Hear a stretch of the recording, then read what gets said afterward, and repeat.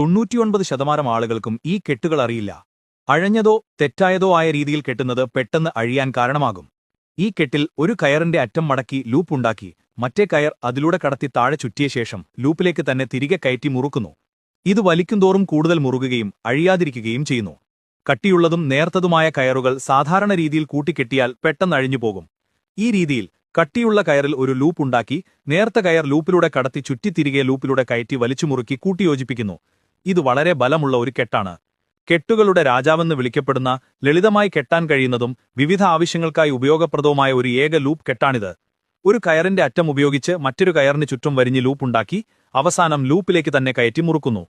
പഴയകാലത്ത് പ്ലാസ്റ്റിക് കവറുകളില്ലാതിരുന്നപ്പോൾ കുപ്പികളോ ഭരണിയിലുള്ള വസ്തുക്കളോ കയ്യിലെടുക്കാൻ ഉപയോഗിച്ചിരുന്ന രീതി. ഒരു കയർ ഉപയോഗിച്ച് ഭരണിയുടെ കഴുത്തിൽ ചുറ്റി അതിലൂടെ ഒരു ലൂപ്പുണ്ടാക്കി ഭരണിക്ക് ചുറ്റും ഉറപ്പിച്ചെടുക്കുന്നു. ആണിയിലോ കൊളുക്കിലോ കയർ ദൃഢമായി ബന്ധിപ്പിക്കാനുള്ള കെട്ടാണിത്. കയറിനെ ആണിക്ക് ചുറ്റും 3 തവണ ചുറ്റി ഒരു ലൂപ്പുണ്ടാക്കി കയറിന്റെ അറ്റം ലൂപ്പിലൂടെ കടത്തി ആണിയിൽ ഉറപ്പിച്ചു മുറുക്കുന്നു. കുറെ ട്രിക്സ് വീഡിയോ ഇനിയും വരും.